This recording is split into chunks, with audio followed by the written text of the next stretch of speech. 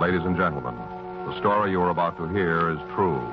The names have been changed to protect the innocent. Dragnet.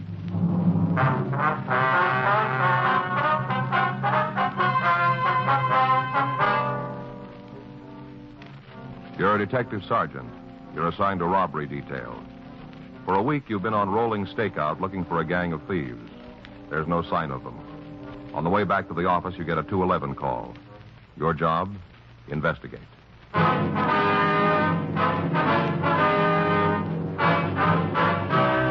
Dragnet, the documented drama of an actual crime. For the next 30 minutes, in cooperation with the Los Angeles Police Department, you will travel step by step on the side of the law through an actual case transcribed from official police files. From beginning to end, from crime to punishment, Dragnet is the story of your police force in action. It was Thursday, October 9th. It was cool in Los Angeles. We were working the night watch out of robbery detail. My partner's Frank Smith. The boss is Chief of Detectives Thad Brown. My name's Friday. We were on our way back to the office when a 211 robbery call came in, and it was 12:18 a.m. when we got to the corner of Oxford and Barton Avenue. The Moyles Bar and Grill. The officer back there. Something I can do for you? Friday and Smith, Central Robbery. Sorensen, Unit 6L86. Did you answer the call here? Yeah, I'm a partner in me. He's on the other side of the place. What do you got? A couple of guys and a woman shot. My partner's with him now. Uh-huh.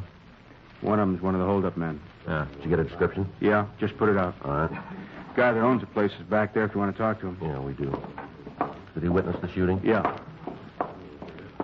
Mr. Moyle? Yeah? These men would like to talk to you. This is Sergeant Friday, Officer Smith. How do you do, sir? How are you? How do you do? Anything more you need me for, Sergeant? No, that's all, thanks. We'll check the vicinity, see if we can come up with anything for you. Good. You guys will handle the crime report, will you? Yeah. Right. Frank, you want to check with the ambulance crew while I talk to Moyles here? Yeah, sure. You want to tell me what happened? I just told the other officer about it. Isn't that enough? Well, we'd like to get the story from you. Do you mind if we go over and sit down? The whole thing's been a strain. Surely. This all right here? Mm-hmm. All right, sir. You want to start? First off, I'd like to ask you a question. Well, what's that? Do I look like a weakling to you? Well, that's kind of hard to say, sir. Not at all. Simple arithmetic. I'm 5'10", 185, never run from a fight in my life. Uh-huh. Work in a bar, you handle some pretty tough ones. Loudmouths, guys that are trying to make time with some girl. You meet them all. Mm-hmm. Never had trouble with any of the rough times. Stood up and was counted. Yes, sir. You could just tell us about the shooting. Just what I'm getting to. First time in my life I wanted to dig a hole in the floor. Got to me. Mm-hmm. I told you I'm not a coward, but when them bullets started going around, I wanted out. O-U-T. Yes, sir, I understand. Now, suppose you tell me what happened here. Around 11:30, there were only a couple of people in the place. Young couple over here having coffee. And Elaine and George. Who are they? Two of the people who were shot. George Traber and Elaine Cronin. They're regulars. I see. They're sitting here having a beer. We're talking. Uh-huh. Almost every night, Elaine comes in after work. She's a waitress. Nice girl, real sensible. What about Traber? He's a security guard at some kind of plant out in the valley. Aircraft, I think. Not sure about it. All right, you want to go ahead? We're all three talking when these two guys come in. First, I thought it was somebody for a belt. Mm-hmm. I know most of the people in the neighborhood. Never saw these two before. Yes, sir? Come in and order a drink. I gave it to them. And they paid. Yeah. Dirty trick. Well, how do you mean that? Gave me a 5. Drinks came to about 20. Big guy picked up his change, left 80 on the bar. Figured it was a tip. Picked it up. Going to drop it in the glass. Yeah. No sooner turn around, the little guy pulls a gun, points it right at me. Yeah. Tells me it's a stick-up. Guy with him runs over to the door to cover it. Mm-hmm. Little man moves down the bar and tells George and Elaine to stay where they are. They won't get hurt. Then he turns around to me and says for me to empty the register. I did what he said. Yes, sir. Now, the other man was by the door all this time, was he? Yeah. Just standing there. I guess he wanted to check the other side of the place. 2 kids had left. Wasn't anybody there. Mm-hmm. All the time I was standing there hoping that nobody'd started anything. Yeah. Joe? Yeah. What do you got? Ambulance just left. Took all 3 of them in. Sorensen's were the suspect. How they doing? The other guy they found up front's not doing too good, hit in the stomach. Mm-hmm. Other fella shot up pretty bad, but none of the wounds looked serious. Girl was hit in the right leg. Not too bad. Anything else? Well, near as I can figure, the guy who was shot in the stomach is one of the hold-up men. Checks out with what I got from the owner. You say anything? Uh-uh. Lieutenant said they'd call us from the hospital as soon as we could talk to him. You better get in touch with the officer down there and make sure there's somebody with him all the time. Yeah, I got the 2 guns involved, 32 automatic, 38 police special. All right. Found the 32 in the suspect's hand. Okay. You want to call the office? Have they stay with the suspect? I better get back to the orientation. Right. That other cop tell you anything? No, sir, not much. Now, if you want to go ahead with your story. I thought maybe you had some kind of clue or something to tell you who the other 2 were. There were 3 of them? Yeah. 2 in here. The other one was out in the car. Didn't come in at all. Mm-hmm. Did you see the person driving the car? Not good. I told the other cops about it. Could even tell if it was a man or not. What do you mean? Might have been a girl with one of those new short haircuts. I just got a glance when they drove off. I see. You want to go on about what happened in the bar? Well, after this one guy told me it was a holdup, I gave him the money. I didn't want any trouble. Mm-hmm. I put the currency on the bar, and the little fella stuffed it in his pockets. I thought they'd leave after that. Might have if I hadn't started a laugh. How's that? I started to laugh. I guess it was the tension and all, but when I opened the register, I looked right at the frame hanging over it. First dollar I took in. Yeah. This was my first holdup. I got to thinking about what I could hang up to show for it. Thought the only thing would be a frame full of nothing. It struck me real funny. Little fella got real sore, wanted to know what the big joke was. Yeah. I couldn't tell him. More he asked, funnier the whole thing got. That's when he started to look around to see if there was some kind of private joke. Mm-hmm. George and Elaine must have thought I was nuts. Yeah. Elaine tried to wave to me and tell me to be quiet. That's when the guy saw the watch she was wearing.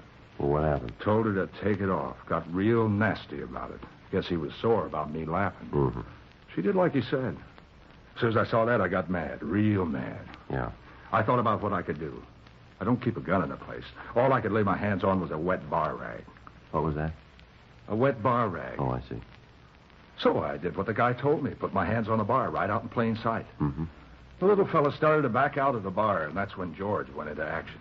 How do you mean that? He's a security guard. You know, I told you that. Oh, yeah, I see. Well, he carries this gun. He pulled it out and reached around the lane and blasted at the hold-up man. Hit him right in the stomach. Guy kind of turned like he was going to run, then fell right on his face. Mm-hmm. Then the big guy, the one at the door, he aimed his gun and shot at George. Was the girl still in front of him? Not exactly. You see, when George shot at the one guy, he knocked Elaine down. Wasn't fast enough, though. First shot from the big one caught Elaine in the leg. Second one got George. Well, what were you doing all this time? I was still there with my hands on the bar. Whole thing happened so fast there wasn't anything I could do. Just stood there. Uh-huh. Right after that, the big guy ran out of the place. I jumped over the bar and went after him. Guess I forgot there wasn't any way I could stop him. Didn't think of that. Good thing I didn't catch him. Yeah. You followed the man out on the street, did you? Yeah. Saw him jump into the car and take off. That's when I saw the other person. You know, the one who was driving. Yes, sir. Did you get a good look at the car? Saw it drive off. I understand, but did you see the license plate? Yeah. But not so I could tell you the number. Was it a California plate? Yeah, I could see that. All right, now about the car itself. Can you tell me what kind it was? Nash sedan. I think it might have been a 1953. Can't be sure about that, though. Might have been a new one. What color, do you remember? Near as I can remember, it was kind of light tan. All right, sir. Can you give me a description of the big man, the one who stood at the door?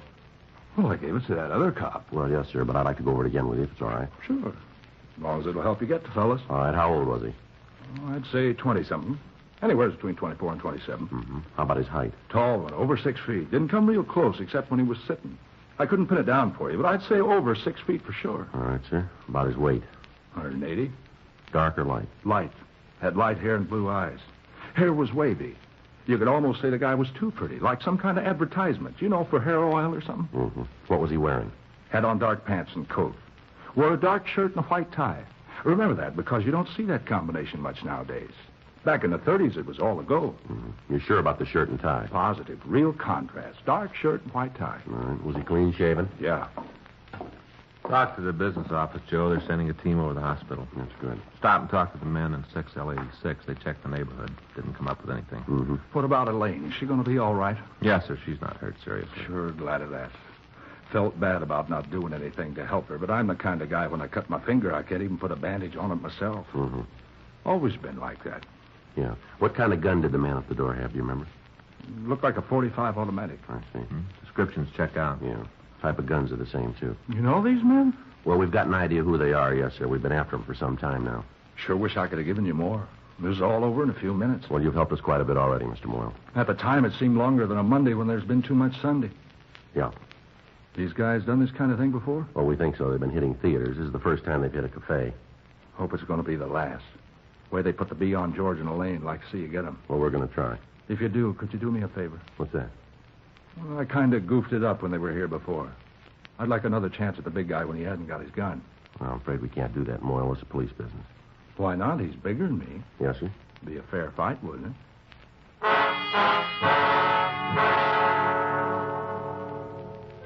For the past 6 weeks, on Tuesday and Thursday nights, 3 people had been hitting theaters in the central Hollywood area. Descriptions obtained from the victims were the same in each case. Rolling stakeouts had been set up without result. Runs by the stats office had been checked out, and we were still no nearer to our suspects. In each case, the method of operation was the same. 2 men would enter a theater box office and rob the cashier of all currency, and then leave in a car driven by a third person. We'd been unable to establish whether the person in the car was male or female. None of the victims had been able to give us a good description. However, in all of the holdups, the car the suspects used was the same. The robbery of the cafe and the shooting of the 2 witnesses gave us our first concrete lead to the identity of the suspects. The description of the smaller man matched the one we'd gotten in the theater jobs. From what the bar owner told us, it was more than possible that he was one of the bandits that we'd been looking for. We recovered the ejected shell casings and the spent bullets. They were booked as evidence. At 1:56 a.m., Frank and I left Moyle's Bar and Grill and drove over to Georgia Street Receiving Hospital. We talked to Dr. Hall. He told us that the 2 victims were receiving treatment and would recover. From personal effects, the suspect was identified as Carl Layden. We called the business office and made arrangements for his home to be checked. Dr. Hall told us that the man was in serious condition, but that we might be able to question him. We went into the treatment room. Layden was under heavy drugs. Layden? Layden? Yeah? These men want to talk to you. Well, tell them to go away. I don't want to talk to anybody. Tell them. Layden, we want to ask you about tonight. You a cop? That's right. You tell me something. What's that? How bad is it? They're doing what they can. You lost a lot of blood. Am I going to make it? We don't know. Mm-hmm. Now, who are the other 2, Layden? I don't know. They left you alone. You don't owe them anything. Now, who are they? Come on, Layden. How about the one in the car? What's the name? They walked out on me, didn't they? That's right. Now, what are the names? How about it, Layden? Oh, Norberg. He's one of them. Norberg? Yeah, Sam Norberg. Has he done any big time? I don't think so. Which one is he, Layden? The one in the bar? The driver. How about the blonde? What's his name? Layden? Wait a minute, Joe. You're going to have to stop. No more questions. He's too weak. All right. We'll be outside, Doctor. I'll be right with you. Right.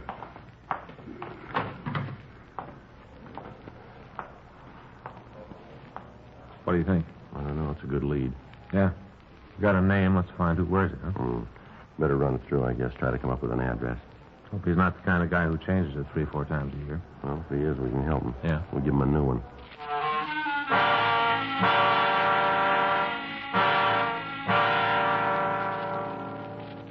At 2:30 a.m., Frank and I went back to the office. We contacted the team who'd checked Carl Layden's apartment.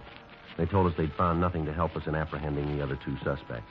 A stakeout was set up on the place. We ran the name Sam Norberg through R&I, but we failed to turn a record on anyone answering his description. Frank checked the phone book and the city directory. We came up with 2 possibles. We asked Sergeant Bud Young and Officer Serrani from the business office to help us. 2:47 a.m., we got to the first address, 713 Larchmont Boulevard. It was a small bungalow. A tan 1953 Nash was parked in the driveway. But the doors were locked and the radiator was still warm. While Young and Sirianni covered the door. The car makes it look good. Yeah, you want to get the door?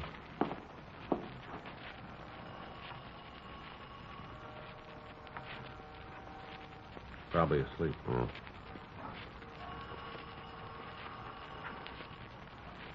There's somebody coming now. Yeah. Who is it? Sam Norberg, What do you want? we want to talk to you. Police officers.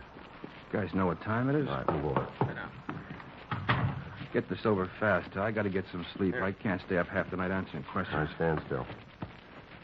He's clean. It must be really important to come around this late. It is. Anybody else in the house? Oh, I got enough trouble trying to feed myself. Well, you won't mind if we look around? Make a difference if I did? No, not much. I figured that. Go ahead. Check out back. Tell them it's okay. Huh? Yeah. Got the place surrounded? What do you expect to find? A purple I gang? wonder if you're as good with the answers as you are at the question. Look, you might think I'm a foul ball, but I don't know what you're after. I'll have to hand you this. Yeah.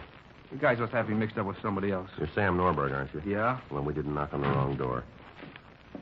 Okay, Joe. Place checks out clean. Did you talk to Young and Sirianni? Yeah, they'll wait for us. I told them this one looked good. Mm-hmm. I don't want to rush you, fellas, but you want to tell me what this all about? That's your car out in the driveway? Yeah, what? You got the keys then, huh? On the table there. All right. You want to get dressed? What for? I'm not going anyplace. You keep believing that, but get your clothes on. I got a coat in the closet. Point it out. We'll get it. There's only one there. Right here. Now let's go. These the keys? You see any more? I don't know what this is all about. When you find out you made a mistake, don't apologize. Just go away so I get me some sleep. Yeah, sure. You can stand right there. Badge makes you a big man, You doesn't it? better keep your mouth closed. You're going to find you're in the wrong league here, mister. I'll check the registration. There's no reason to do that. I own the car. How about it? Got his name on it. Well, who did you think you'd find? You come up with anything, I'll split with you. Anything else? Wait a minute. Take a look. Norberg, you know a Carl Layden? Never heard of him. You sure about that? I told you. And this is your car. Well, you know that. Well, then maybe you can explain this. What? This driver's license What about it? belongs to Carl Layden.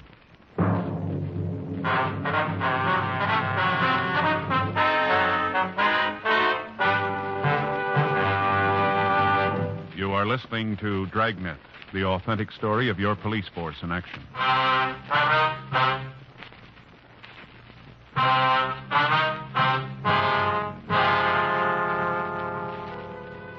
We made a thorough search of Sam Norberg's house, but we failed to turn up anything more to tie him in with the robberies.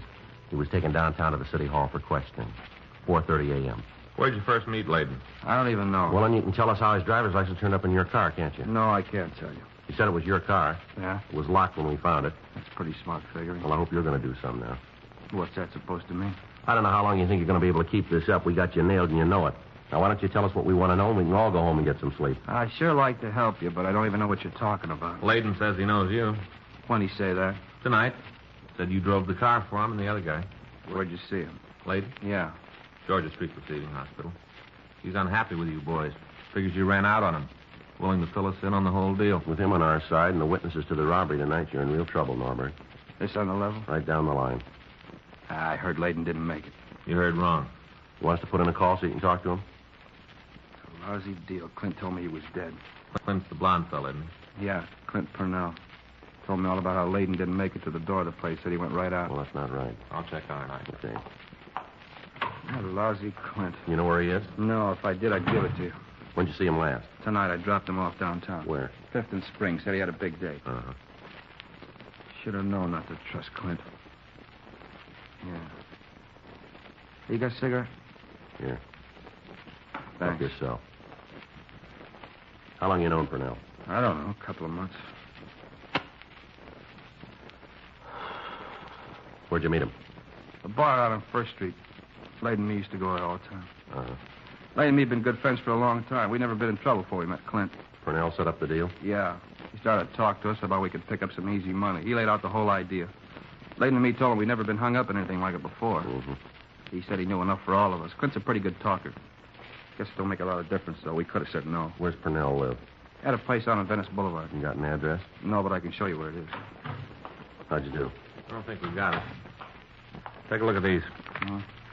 This the Clint Purnell you're talking about? Yeah, that's him. He's older than that now. Mm-hmm. He's better looking in person than he is in that picture. Well, he probably had an off day. Well, his clothes make him look different, too. The dark shirts. Always wear them, does he? Yeah, I never saw him anything else. He asked me one day why I always wore a white shirt. Said it was square. Mm-hmm. Asked me how long I could wear a white shirt. I told him one day. Yeah. Says I'm crazy. Big deal about how he can wear a dark shirt 3 or 4 days and the dirt don't show on the collar. Yeah. Thinks people don't know the difference. They can tell. How many theater jobs did you go on? 5. How come you switched to cafes? That was Clint's idea. Said you might have the show staked out. Mm-hmm. Everything we did, he planned it. We asked about something, he said not to worry about it. He had it all figured. Yeah. Oh, we said he was as smart as any cop. Kept telling us you made mistakes. We do. That's what he said. He should have told you the rest of it. What do you mean? We can make them more than once.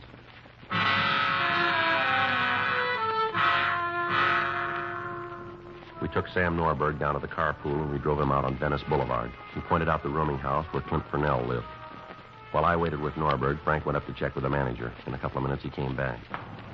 Now, looks like we missed it. What do you mean? Manager says Purnell was here about 2:30. Yeah. Packed his bags and left.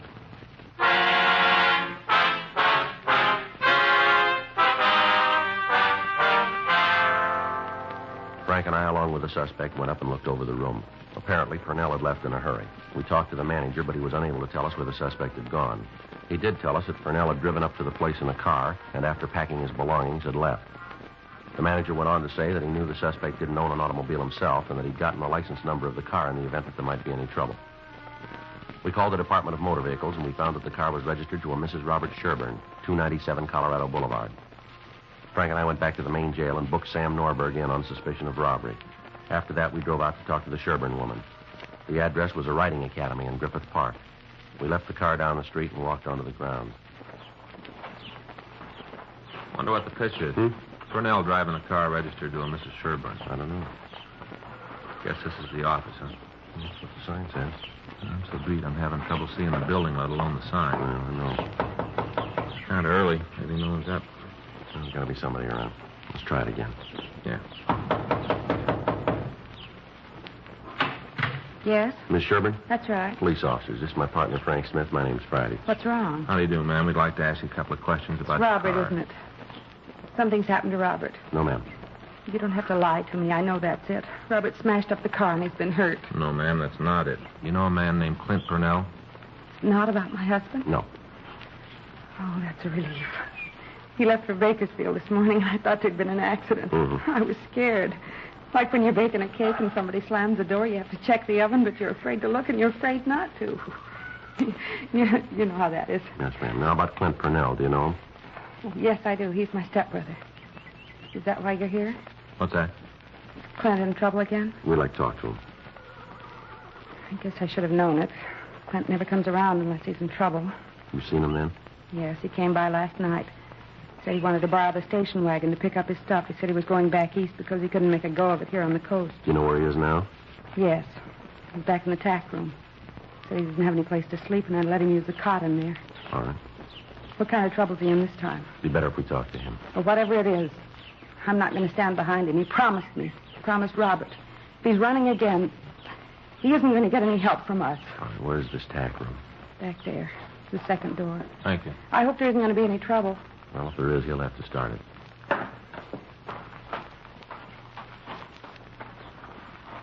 Want to try the door? Yeah. All right, let's go.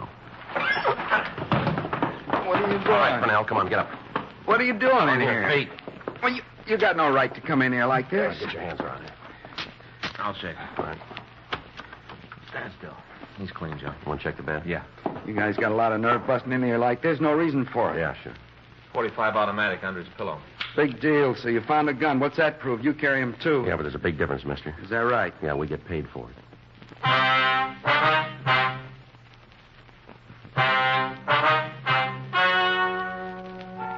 The story you've just heard is true. The names were changed to protect the innocent.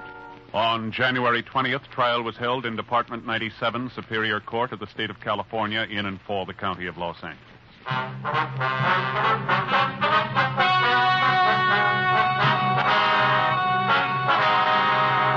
Samuel Garland Norberg, Carl Franklin Layton, and Clinton Ward Purnell were tried and convicted of robbery in the first degree, 5 counts, and assault with intent to commit murder, 1 count. They received sentence as prescribed by law. Robbery in the first degree is punishable by imprisonment in the state penitentiary for a period of not less than 5 years. Assault with intent to commit murder is punishable by imprisonment for a period of from 1 to 14 years.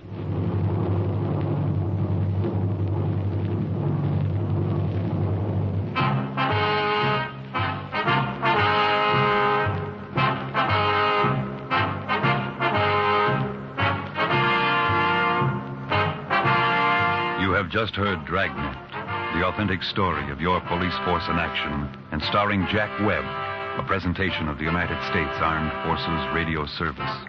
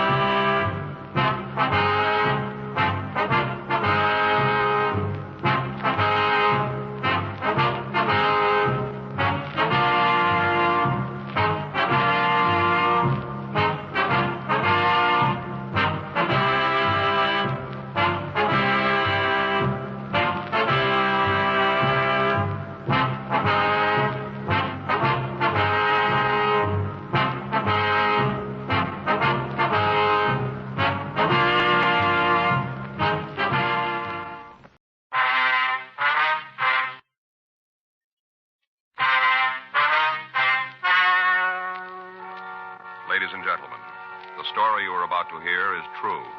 The names have been changed to protect the innocent. Dragnet.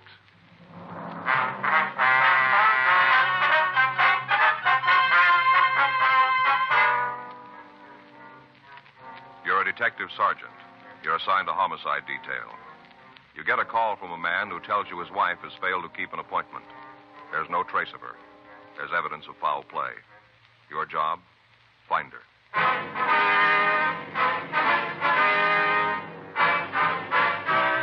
Dragnet, the documented drama of an actual crime. For the next 30 minutes, in cooperation with the Los Angeles Police Department, you will travel step by step on the side of the law through an actual case transcribed from official police files. From beginning to end, from crime to punishment, Dragnet is the story of your police force in action.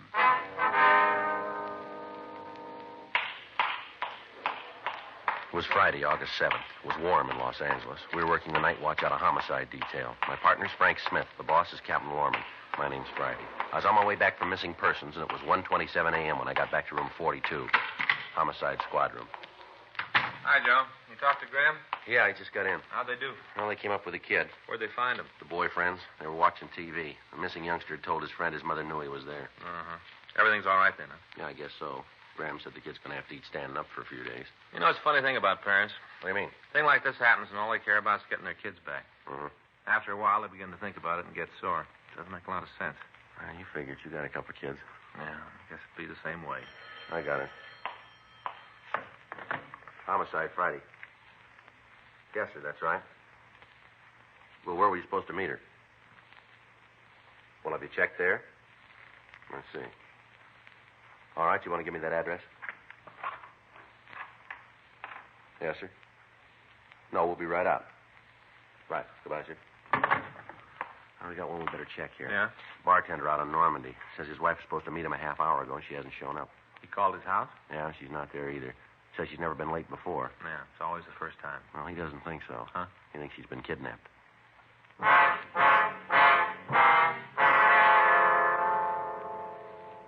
Frank and I left the office and drove over to the bar. It was located on the corner of Normandy Avenue and Monroe Street.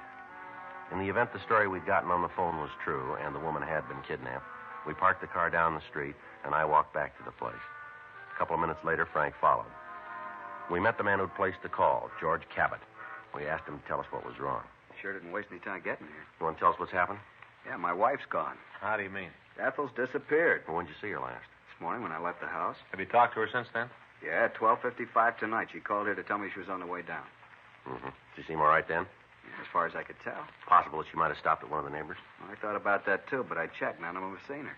You called your home, have you? Yeah, I didn't get any answer. I tell you, something's happened to Ethel. I'm about to blow my cork not knowing what it is. Well, maybe she's still at the house and didn't hear the phone ring. Yeah, I figured that, too. Maybe that's her. Hello. Ethel, what? No, this is Cabot's Bar and Grill. Yes, ma'am. Who? No, I didn't see him tonight.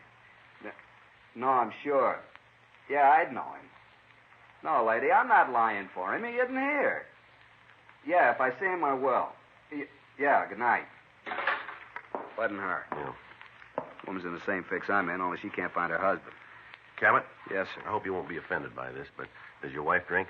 You mean you think she stopped at some bar and got gassed up and just didn't show up? Is that what you mean? No, that's not exactly what I meant. I just asked if your wife drank. Well, you got it all wrong. Ethel has a martini once in a while before dinner, but if she wanted to drink any more than that, she could come down here and I'd pour for her. All right. It's a question we have to ask. You understand that? Just as long as you don't think that Ethel's a lush, because she isn't. You said you checked your house, huh?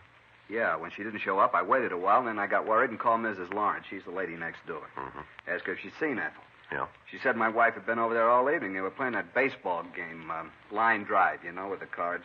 I don't think I know it. It's a new game. Anyway, they played that for a while, and then they watched the television, and at 12:30, Ethel said she had to come down and meet me. Mrs. Lawrence said she left the house then and drove away. Mm-hmm. This neighbor's kind of bubble-headed, you know. She's not real bright about things, so I thought that maybe Ethel had gotten sick and couldn't answer the phone when I called. Yeah. I called a cab and went home. The car was gone, so was Ethel. I checked the whole house and the yard. Not a sign of her. Looked in the front closet, too. Her coat was gone. I'm sure she'd left the house. Mm-hmm. I had the cab driver come back to the bar the same way that Ethel always drives it. I thought maybe there was an accident or something. If there was, I'd be able to see it. You know, people are cops. Yeah, I understand. Wasn't anything. Does she always come down here at night? Regular as clockwork. Never misses. Excuse me. Yeah, sure. Hello. Yeah. No, I remember. No, ma'am, I haven't seen it. Look, lady, I got my own troubles. I'm not trying to cover up for your husband. Well, it doesn't make any difference to me or not what you think. He isn't here. Okay, that's fine with me. Never ran up more than a 30-cent tab anyway. And even then, he ate all the peanuts on the barn. You tell him I said so. Yeah, good night. Real crackpot. You were saying that your wife made it a practice to come down here. Is that right? That's right. You see, our boy was killed in the Pacific 5 years ago, our only kid. We both took it pretty hard. It got on Ethel's nerves sitting around the house by herself, so she'd drive down to pick me up. Get here a little early and help me with the cleanup. Yes, sir. Called at 12:55 to say she was leaving. Walk in the door at 1:05. Didn't vary more than a minute either way. Mm-hmm. Depend on the light at the corner of Denmore and Santa Monica. If she makes it green, it's 1:04 when she walks in. Otherwise, she's a minute later. I see. Does she always call before she leaves the house? I can walk over to the phone at 5:01 and pick it up. Know she's going to be on the other end. Has your wife been in good mental spirits lately, do you know? How do you mean? Well, I mean, has there been anything on her mind? Anything that worried her more than usual? No, she didn't say anything. If there was, I'd have been able to tell. Is there any special reason why you think she's been kidnapped? Just that she's gone. It isn't like Ethel to do something like this. I know it's not her idea. Never done anything like this before, then? No? Mm-hmm. Do you have a picture of her we could have? Sure, I got one in my wallet. It's probably that woman again. Hello, look, I haven't seen you. What? Now, look, don't you try that with me. No, I don't. If you hurt her, I'll make you sorry the rest of your life. Hello? Hello?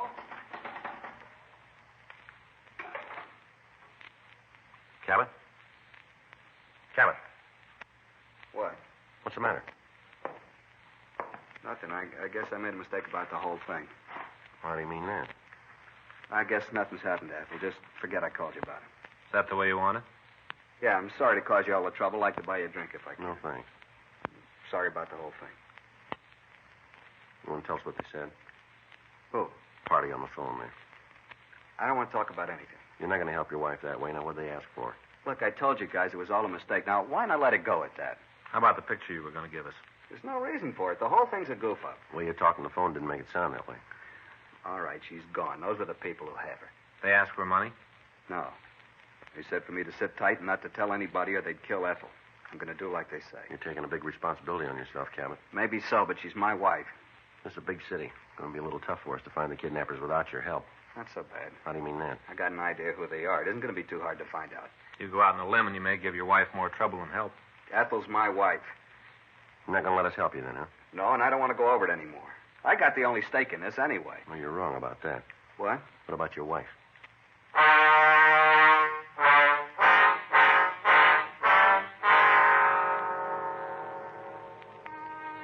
Because of his attitude, it was useless to question George Cabot any further. We left the bar and got in touch with the office. We made arrangements for a complete 24-hour surveillance to be kept on him. In most cases of this type, the kidnappers usually demand that the victim's friends or relatives stay away from law enforcement agencies. They do this to stall for time. Statistics prove that in the vast majority of cases, the victim's fate was decided long before the kidnapping occurred. It never is the intent of any officer to endanger the life of a kidnapped victim, but at the same time, it is necessary for them to have all available information so that they can move rapidly when the case does break. In an effort to gain more information on the missing woman, Frank and I went over to see the victim's next-door neighbor. She identified herself as Carol Lawrence and asked us into the house. I'm not sure this is quite proper, you know.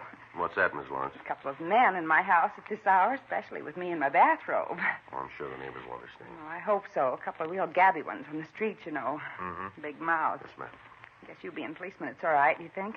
Yes, ma'am. Okay, then. What do you want to know? When did you see Miss Cabot last? You mean Ethel? That's right. I saw her tonight. Why? What time did she leave? Well, I guess it was about 12:30. Say where she was going? Didn't have to. What do you mean? Ethel only goes one place that time of night. Yeah. Down to pick up George. We understand she usually calls him before she leaves. That's right. I left here at 12:30, went next door to get a coat. A couple of minutes later, I heard her drive off. What can you tell us about her? Nice woman. Real nice. Yes, ma'am. We're great chums, you know. Belong to the same club and see a lot of each other. Mm-hmm. You see, my husband's gone, and Ethel's man works every night, so she's alone a lot of the time, too. I understand. Ever since their boy was killed, she's been kind of empty. How was that? Their boy was killed. Yes, She's ma'am. Been kind of empty ever since. I see. Then, too, George don't help much. Well, what do you mean, Miss Lawrence? Oh, maybe I shouldn't have said anything. Well, it's all right, ma'am. Oh, I sure don't want to get nobody in trouble. Well, you won't. You won't nose it around that I told you anything. No, ma'am. How about you? No, ma'am. One thing I can't go is a person who carries tales. Just can't go. Don't want anybody to say that about me. Well, yes, ma'am. What is it you're going to say? I guess it'll be all right. You're so honest looking. Thank you. He is, too. Yes, ma'am. What would you like to tell us, Miss Lawrence? Well, you know, poor Ethel isn't very happy. Is that so? Oh, my. Yeah, I feel so sorry for her sometimes. What about? Well, it's that husband of hers. Mr. Cabot? Yeah, oh, he's a good provider and all, but I always say there's more to life than just that. Yes, ma'am. Nice home, good car, paid bills and all, but George isn't the fella he makes out, you know. That so? Why do you think Ethel goes down to that bar to pick him up every night?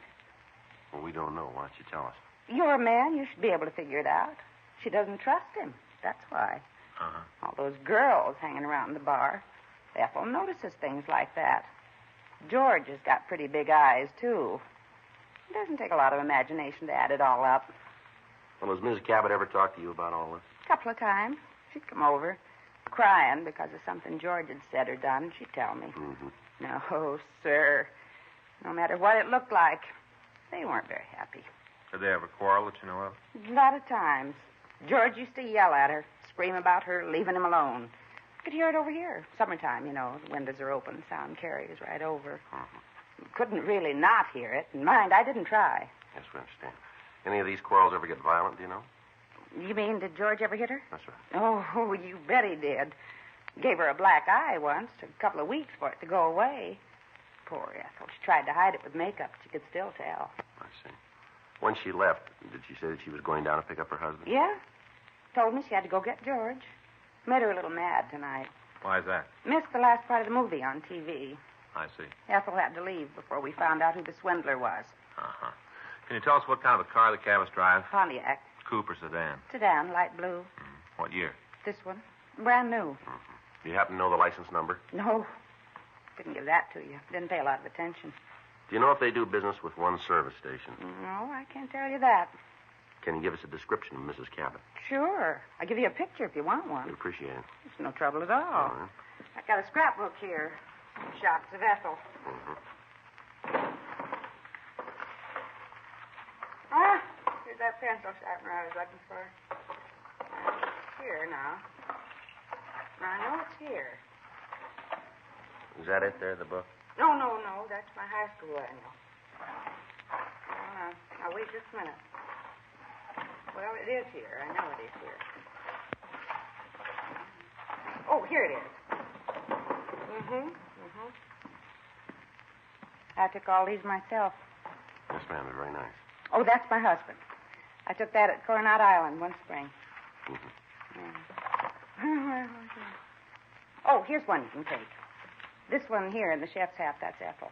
We were having a barbecue, and she was the cook. It's a little fuzzy, but it gives you an idea what she looks like, you see. Mm-hmm. Well, her hair's cut short now. Had it cut last month, kind of bob-like. Well, you can take it. Thank you very much, ma'am. You know, I just thought of it. You haven't told me what this is all about. Something happened to Ethel and George? Well, we're not sure yet. We're just checking out a complaint. Oh, well, as long as you're all right. Yes, ma'am. Well, I think that about covers it. Should like to thank you for your cooperation. No, I'm happy to help. Good night, Miss Lawrence. Good night, Mr. Smith. There's one more thing. Will you be home tomorrow if we have to get in touch with you? All day. If I don't answer right away, let the phone ring for a while. I got some work to do in the garden. All right, ma'am. Thank you very much. Well, I hope I helped you out. Good night. Good night. Good night.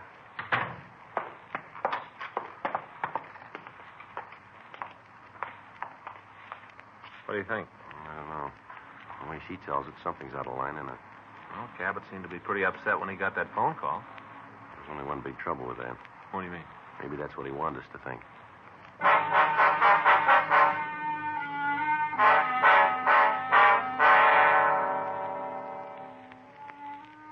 .45 a.m. Frank and I got back to the office.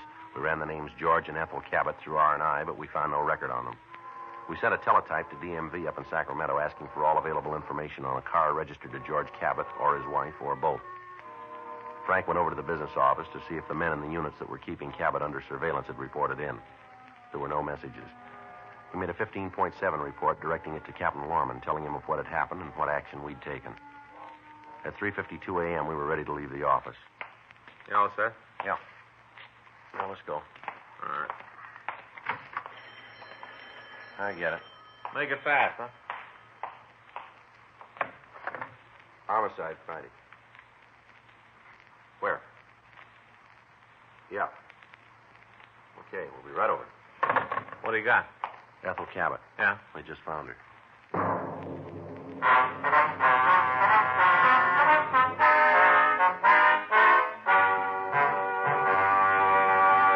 You are listening to Dragnet, the authentic story of your police force in action.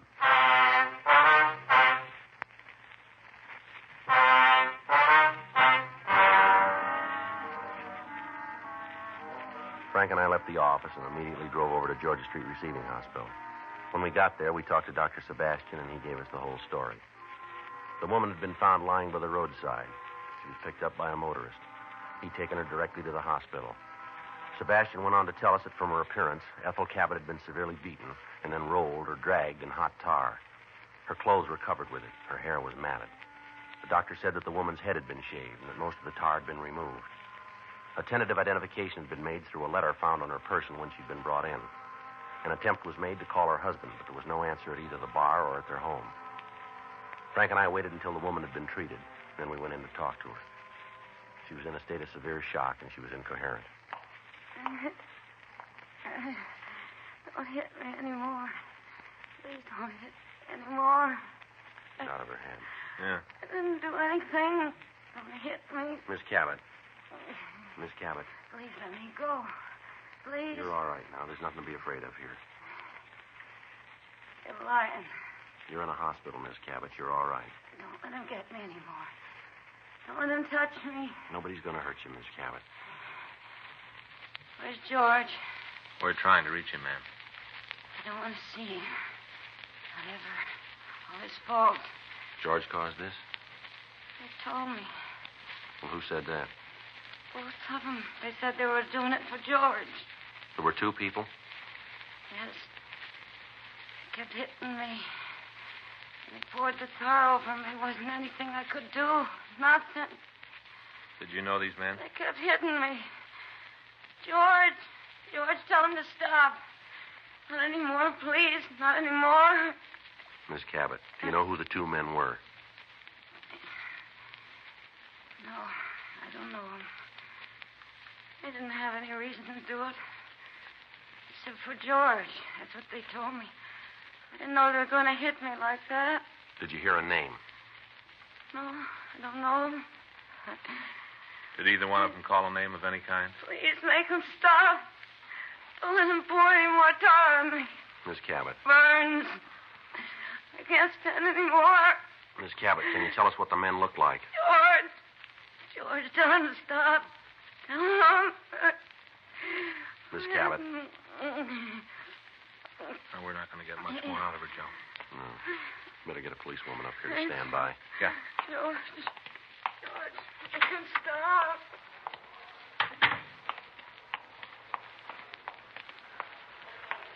Joe? Yeah, Dave. While you were talking, the Cabot woman call came in for you to get in touch with the business office. Okay, Dave, right away.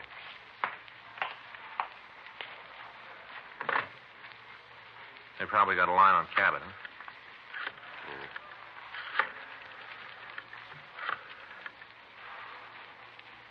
Hello, this Friday. When? Okay, we're leaving right now. Right, bye. Well, that really tears it. What's that? They just lost the tail on Cabot.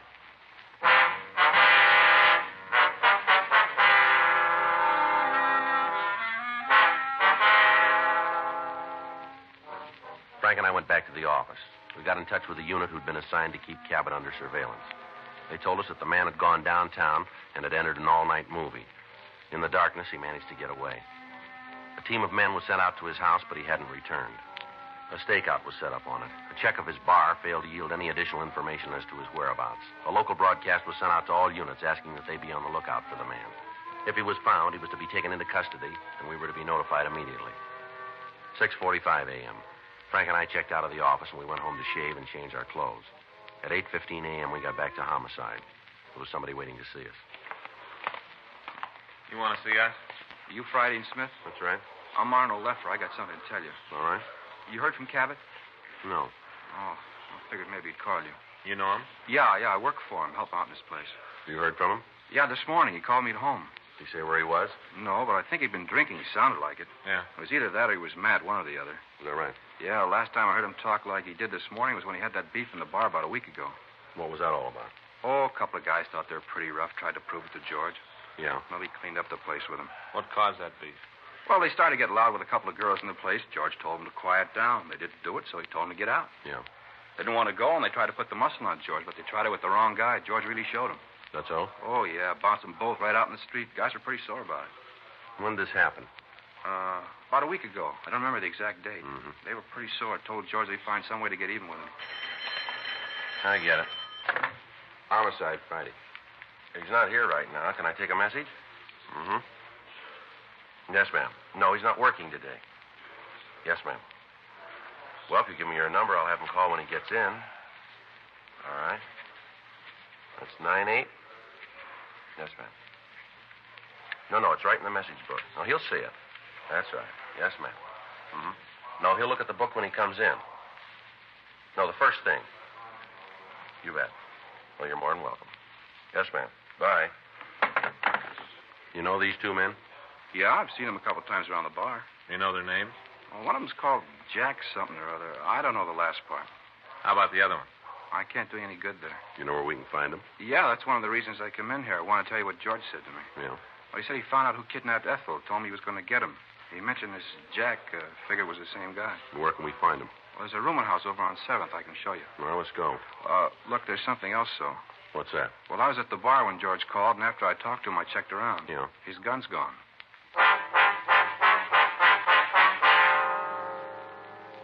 Frank and I left the office and drove over to 7th Street. The bar boy pointed out the rooming house where he said we could find Jack and his friend. We checked with the manager and found that two men answering the description we'd gotten shared a room on the 3rd floor. We left Arnold Leffer in the car, and we went up to the room. Should be the last one. Yeah. Wonder if Cabot's gotten here yet. He has. Come on. Let's kick it in. All right, Cabot, let him go. I'm going to Let him kill go. him. Get him away. All right, come on. Please don't stop me. He's crazy. This guy's crazy. Come on, Cabot. Take it easy now. Come on. Come on over here. Get over there. Oh, you should keep him away from me. Go on, move. No. What do you think you're going to prove doing a thing like this, Cabot? A couple of minutes more, I wouldn't have cared. We found your wife. She's going to be all right. Yeah, I know. You didn't help yourself much doing a thing like this. He's crazy. You shut up. All right, now, come on. Calm down, both of you, and stand still. All right. How about this one? Name's Rico Martin. Him and Jack took my wife. They admit it? Yeah, they said they did it to get even with me for the fight. Well, we didn't hurt her. We just scared her a little bit, that's all. They're right. Well, what difference does it make? We're going to beat it anyway. You are, huh? Sure. All we got to do is come up with the right plea. Yeah, you got it all figured, haven't you? Sure, there's a lot of ways we can go. Yeah, we got one in mind.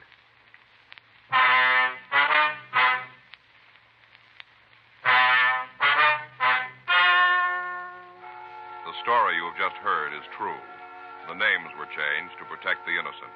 On December 14th, trial was held in Department 98, Superior Court of the State of California, in and for the County of Los Angeles.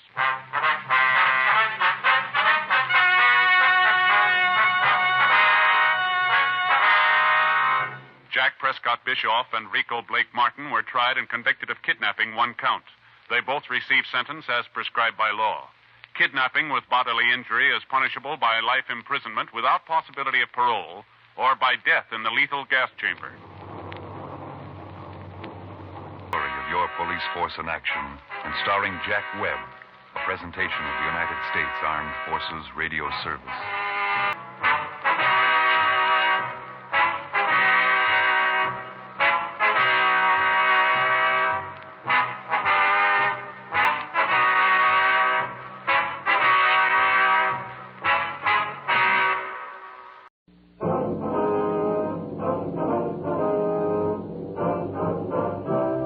Dragnet. the documented drama of an actual crime. For the next 30 minutes, in cooperation with the Los Angeles Police Department, you will travel step by step on the side of the law through an actual case transcribed from official police files. From beginning to end, from crime to punishment, Dragnet is the story of your police force in action. It was Friday, January 2nd. It was overcast in Los Angeles. We were working the night watch out of Homicide Division, missing persons detail. My partner's Frank Smith. The boss is Captain Lorman. My name's Friday. I was on my way back from communications, and it was 8:12 a.m. when I got to room 24. Squad room. Well, it's hard to believe, isn't it? January 2nd. Another year gone by. Yeah. You see this evening's sports page? No, I didn't. Why? Still talking about that Rose Bowl game. Oh, that's so? You know, Joe, looks to me like that last play of the game is going to end up like the Dempsey-Tunney thing. The what? The Dempsey-Tunney fight. Oh, no, I don't think it will. Oh, yeah. Big controversy over that last play. Well, since when? All the sports writers agree. Well, that's where you're wrong, Joe. How do you figure that? I read them all. Examiner, Time, Herald, News, The Mirror. They all agree the officials called it right. Uh-huh. All the sports writers, huh? Every one of them.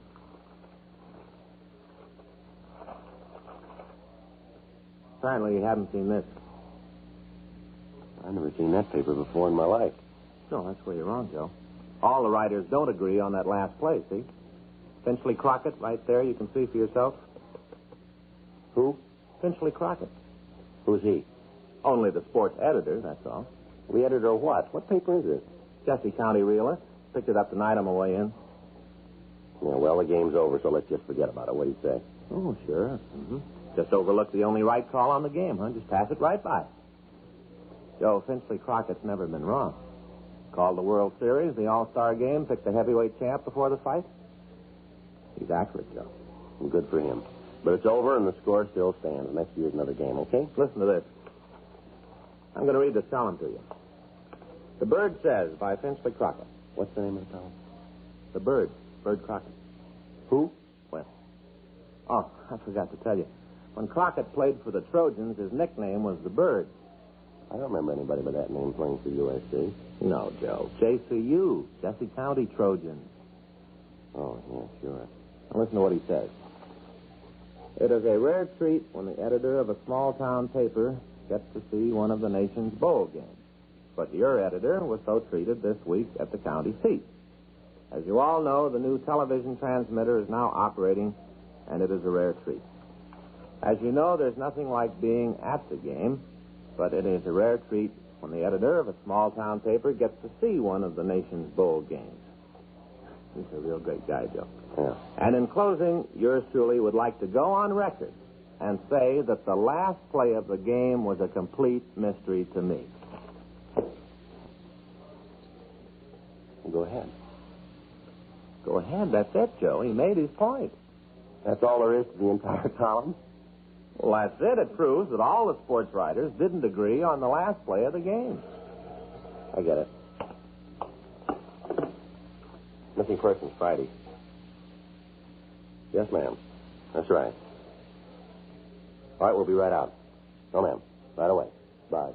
What do you got? Missing husband. Yeah. Wife says he and another man went out this afternoon. He's over 3 hours late getting home. Kind of early to start worrying, huh? No, not the way she puts it. What do you mean? Well, the fellow with him. Yeah. Her husband was going to have him put in jail.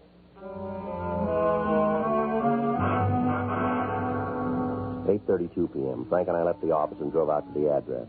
It was located on Agatha Street. The lettering on the window read, Helmer's Mannequin Rental and Sales. The store was dark except for a single light at the rear of the place. We knocked, and a small woman in her 50s answered the door. We identified ourselves, and she asked us in. You want to come back to the office? Thank you. Watch your steps here. It's kind of dark. Thank you. These dummies sure look like real people. Yes, they specialize in lifelike models. Mm-hmm. I've been working on the book, trying to keep my mind off of what's happened. Uh-huh. You want to sit down? That's all right, Miss Helmer. You go ahead. You want to tell us what this is all about now? Jason's gone. That's your husband's name, Jason Helmer? That's right. How old is he? He's 53. He had a birthday last October. Mm-hmm. Why do you think something's happened to him? Because it's not like him to do a thing like this without telling me. You told me on the phone that you'd heard from him. Is that right? Not from him. Fred Madison called me. And when was that? I guess it was about 5:45. It might have been 6, no later. Well, what did this fellow Madison say to you? Told me that Jason was coming right home. Were they together when he called, you know? Fred said they were. Did you talk to your husband? No. At the time, I didn't think it'd be necessary. Mm-hmm. You know where they called from? Well, Fred said some bar. Did he mention a name? No, and I didn't ask. I guess I was afraid to. What do you mean? Well, Jason used to drink quite a bit. We had a lot of trouble over it. Seemed like everything was falling apart, and then he straightened up and quit. Mm-hmm. He hasn't had a drink of liquor in 10 years. When Fred called, I thought that maybe he'd gotten Jason started again. Did he say your husband had been drinking? No, he just told me that Jason was leaving the bar and would be right home. Was he driving? Well, I don't know. Ma'am? My husband hurt his shoulder a couple of days ago. He wrenched it. I don't think he's able to drive very well. Mm-hmm. Well, he might try to make it with one hand. Our car has that automatic drive thing, you know. You don't have to shift gears. Yes, ma'am. But I don't think he'd have driven. Did he leave in your car? Yes. Fred told him he'd drive. Where'd they go? Well, like I told you on the phone, to the races. Mm-hmm. Your husband usually go there? No. The only reason he went today was to collect some money. From who?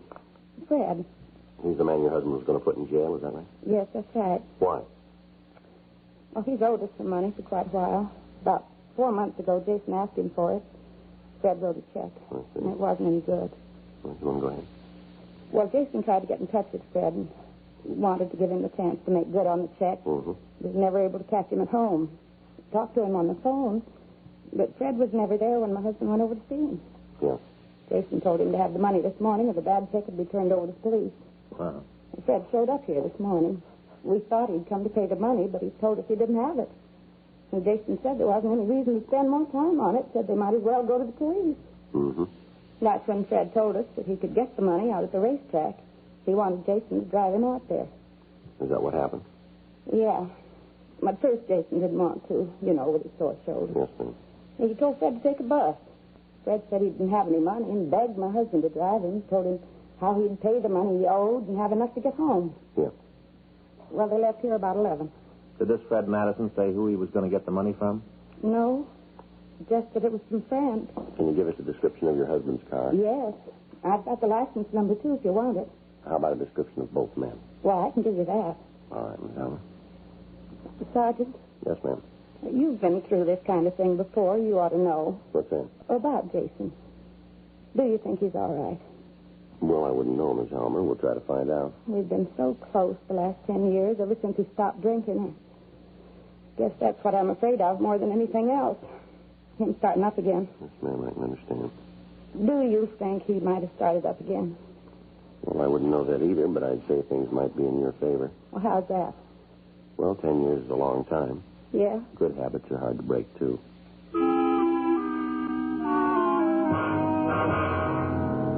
Before we left the store, we got a complete description of Jason Helmer and Fred Madison.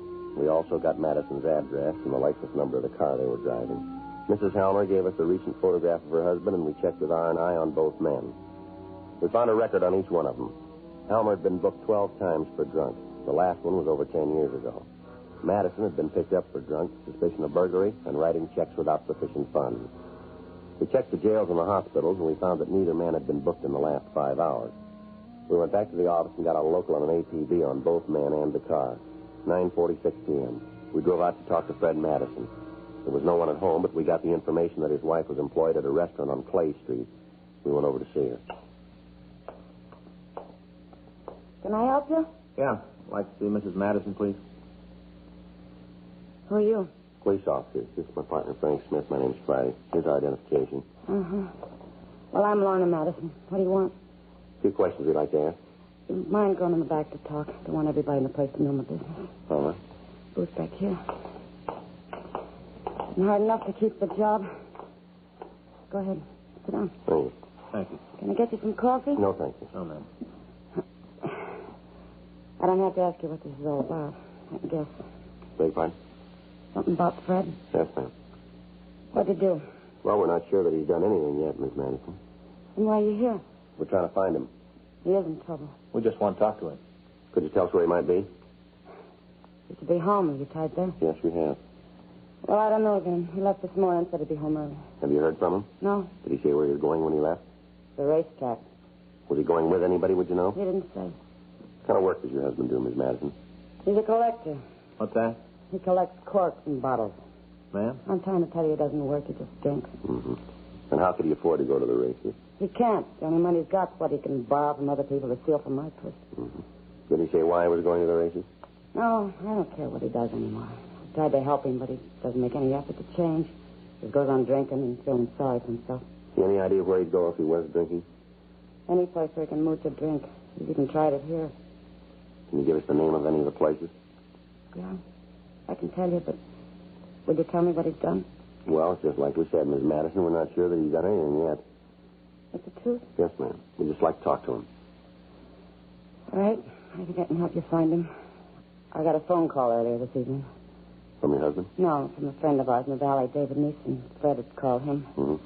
Fred wanted to use his place tonight. David said he could. I asked him if Fred had been drinking. He said he couldn't tell, but I know he has. Follows a pattern. How's that, Miss Madison? He's done it before. Go out to David's place, drink himself into a stupor. David always calls me, so I won't worry. Mm-hmm. Could I have something in your offices? All right. If you find him there, will you do what you can for him? What do you think it's going to do any good? What do you mean, Mr. Friday? I don't think he'd take our help, would he? Why? He didn't want yours.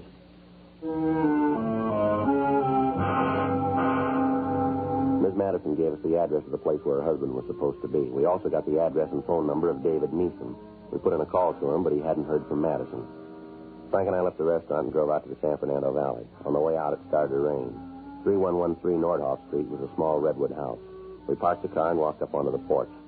Frank tried the door. Better try again. Yeah. Yeah, who's there? Madison, open the door. Don't worry, I didn't order anything. Come on, Madison, open up. Doesn't sound like he's doing too good. Yeah.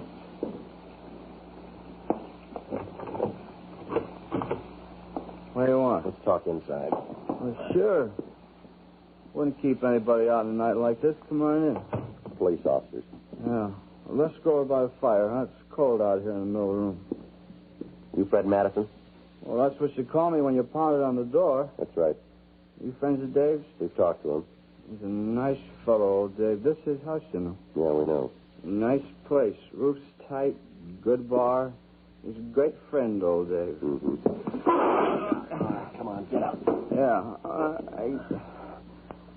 How you fellas like to drink, huh? You know, something to keep the chill out? No, we don't want one. We think you've had enough, too. Well, how about you, mister? No. Okay. Okay. But don't say I didn't try Put the glass down, Madison. You're going to have enough trouble answering our questions as it is. Well, that's just where you're wrong. Is that right? Yeah. One thing everybody says about old Fred, he can handle his booze. You've never seen old Fred swinging. Put that glass down. Okay. Let's cooperate. Mind if I sit down? Here, I'll help you. Sit right here. Uh-huh. Oh, Dave, ought to get some cushions for these benches. All right. You want to start talking now? Whenever you're ready. What'd you do today? All day? That's right. Nothing. Absolutely nothing. Where'd you go? Took a little ride out to the track. The races? Yeah, took a little ride. You go by yourself? Hmm? I said, did you go to the races by yourself? As a matter of fact, I didn't. Who'd you go with? Friend of mine. What's his name? Well, you don't know him. Give us his name. Jason Homer. Tell us what happened. Well, nothing. We drove out there and saw the horses. Did you make any bets? No. Then why'd you go? I like horses. You know that's not the reason. Now, come on.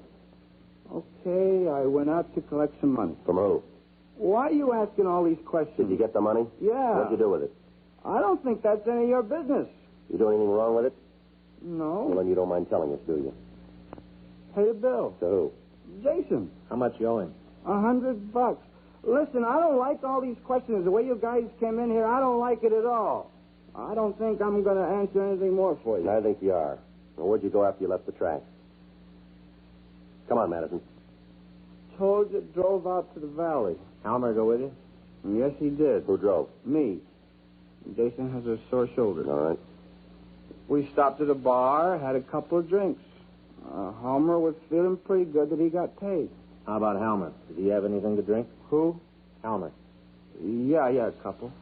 What was the name of the bar? What? The bar. What's the name of it? Well, I don't know.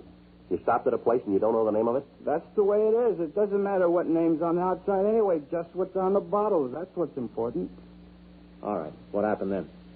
Jason said he had to go home. He wanted me to call his wife and tell her he was on the way. Did you? Yeah? What time was that? Oh, I guess about 5:30, someplace in there. Yeah. Oh, we sat around and had a couple more, and then he left. You stayed on after Helmer left. Huh? Yeah. Who paid for the drink? Well, who do you think? Me. How much money did you collect out of the track? $100. Collected it and then paid Jason. All right, let's see your wallet. Why? Come on, get it up. How much money have you got? I don't know, not much. Well, take a guess, will you? $20, $30. All right, open your wallet and count it. Well, it might be better if you did. I said you count it. Okay, but don't get mad at me if I do it wrong. We'll try not to. All right.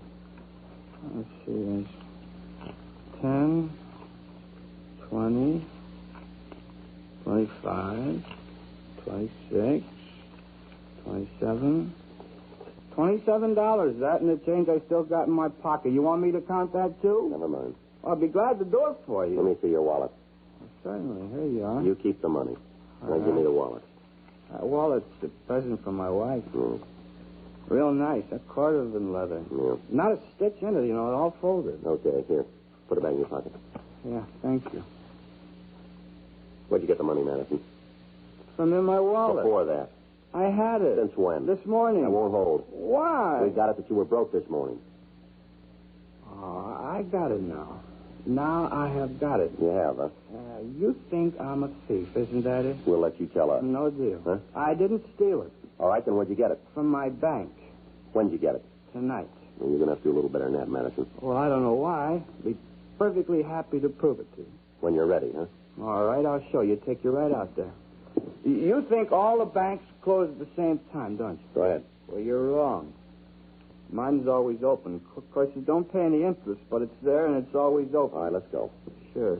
Take you right out there. It's out in Canoga Park. You got a coat? No, sir. Hey, how about a little drink before we go, huh? Kind of warm. Put that down. I told you once. You've had enough of that. Ain't that much. Hate to figure what would happen if I ever ran out. I hate to think about it. It'd be terrible to have to go without it. Well, I'll tell you something. What's that? If that bank of yours isn't there, you're going to get the chance.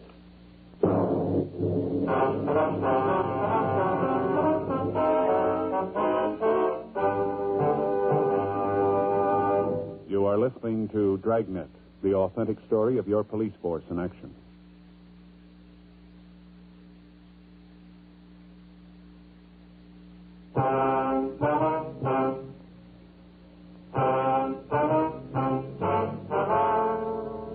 Because of Fred Madison's condition, it was difficult to know how much of the truth he was telling us. We went back to the car and started to drive toward Canoga Park. On the way, we stopped and put in a call to Mrs. Helmer. Her husband still hadn't returned. Madison directed us to drive to a ranch-type house on Kelvin Avenue. By the time we got there, it stopped raining. We parked the car and walked up to the house. There were no lights on and no answer when we rang the bell. All right, Madison, you through playing games now? Bank's out in the backyard. What? Backyard. There's a barbecue out there. Bank's a tin can near there. All right, show us. Sure. I used to live in this house. That's so. Yeah, always figured that someday I was going to need some money. One time I just went out and buried some. Figured there'd be a time when I was going to need it. Yeah. It's a tin can near the barbecue. What time are you here today? Well, I don't know. I don't have a watch. Haven't got any idea, huh? Sorry. That catch is kind of tricky. You got to pull it towards you. I always meant to fix that when we lived here. All right, now where's the barbecue? Well, one of you got a flashlight? Now, let me have it. You tell us where you want it pointed. See, you don't trust anybody. Where's the barbecue? It's over in the corner of the yard right near the fence. Where, over here? Now, swing the light over to the left. All right. There's nothing there. Maybe I made a mistake. It's been a while since I've been here. It must be in the other corner of the yard. Over here, huh? Yeah. All right. Take a good look. You're not doing so good tonight, are you, Madison? I don't understand it. I saw it today. Mm-hmm. Probably the owner of the house. Yeah, we'll check with him. I sure don't understand it. Right in the corner of the yard near the fence. Something you fellows are looking for? Police officer, sir. We tried the door. There wasn't anybody home. Can you tell me what this is all about? You live here, do you? That's right. What are you looking for? You know anything about a barbecue pit in the backyard here? Yeah, what? You want to tell us where it is? I tore it down 3 months ago. We returned Fred Madison to the office for further interrogation. Frank and I attempted to talk to him without result. He said he couldn't remember where he'd gotten the money. He couldn't tell us where Jason Helmer was. We put in a call to the missing man's home, but he still hadn't returned. We rechecked the hospitals and the jails without result. 1:14 a.m. We were ready to give it up for the night. Frank went over to the office, and I got Madison ready to leave. You going to take me to jail now? You called it. Come on. Joe. Hold it up, Madison. What do you got? A call just came in about Helmer's car. Yeah. They just found it. While men from the business office took Madison over to the main jail for booking, Frank and I drove out to the valley again. Helmer's car had been found about a mile off Topanga Canyon Boulevard on Farview Road. It was back off the road and partially hidden by the trees. When we got there, a radio car was standing by. We talked to the officers. Take a look at the back. Stuff on the ground there. I covered it with the boxes in case it started to rain again. That's good.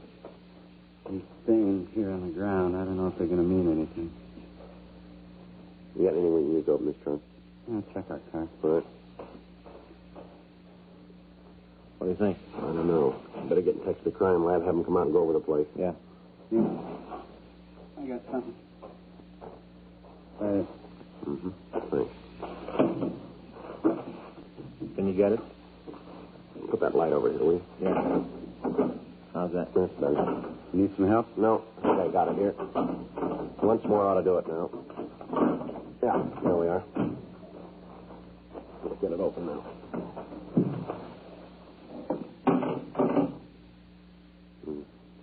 Thought maybe we'd be wrong. Yeah. Helmer. We put in a call to the crime lab, and they came out and made an investigation of the scene. From what we could tell, Helmer had been killed by some sort of blunt instrument. His empty wallet was in the trunk beside the body. 6:48 a.m. We had Fred Madison brought from his cell. I feel lousy. My head feels like it don't belong to me. Why don't you tell us the truth? You haven't told me what this is about. There's no reason why I should answer your questions if I don't know what you're trying to get at. I told you, we want the truth. All these questions over and over, the same things. You can make it easy on yourself. Well, how? Come up with the right answers. But I've told you. Yeah, like the bar you went to called the I Don't Know, huh? I'd tell you the name if I knew. I've been drinking pretty good. I'll get it. Right. Yeah. Here, Joe. Mm-hmm. Madison? Yeah? This is about your bank. What do you mean? This explains where you got the money. What? When you took the currency from Helmer's wallet, you left 3 perfect prints on one of the celluloid envelopes. You mean something has happened to him? You tell us. Come on, you can drop the bluff. These prints are enough to indict you. You want to tell us? He was going to send me to jail. I didn't get the money at the track. I tried to get him to give me some more time. Yeah. I was so righteous about it, said I had enough time. He was going to go to the police. Mm-hmm. I pleaded with him, but he wouldn't listen. It happened real quick. Maybe if I hadn't been drinking, it might not have been this way. I don't know. Yeah. When I started to think about the big trouble it was in, I figured it was all that kind of money. Is that right? There really was a guy at the track, you know. He was going to lend me the money to pay home. Mm-hmm. If he'd have loaned me the money, would have solved everything. There was another way. What do you mean? That money you owed Helmer? Yeah. You could have worked for it. The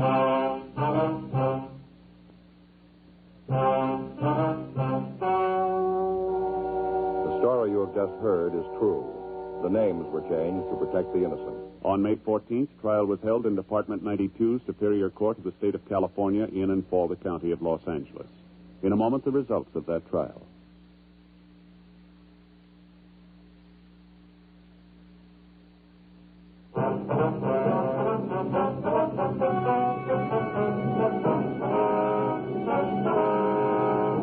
Frederick Carson Madison was tried and convicted of murder in the first degree and received sentence as prescribed by law.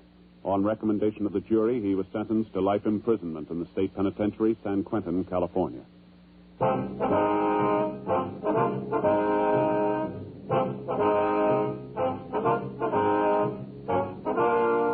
You have just heard Dragnet, a series of authentic cases from official files. Technical advice comes from the Office of Chief of Police W.H. Parker, Los Angeles Police Department.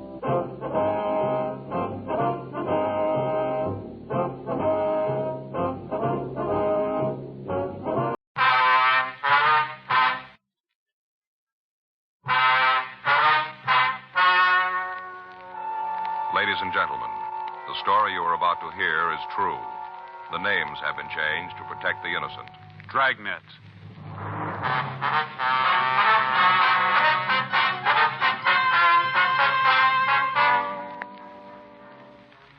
You're a detective sergeant.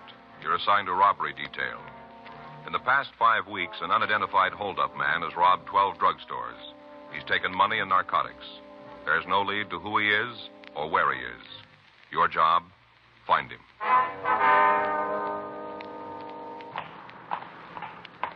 It was Tuesday, March 16th. It was warm in Los Angeles. We were working the day watch out of robbery detail. My partner's Frank Smith. The boss is Chief of Detectives Thad Brown. My name's Friday.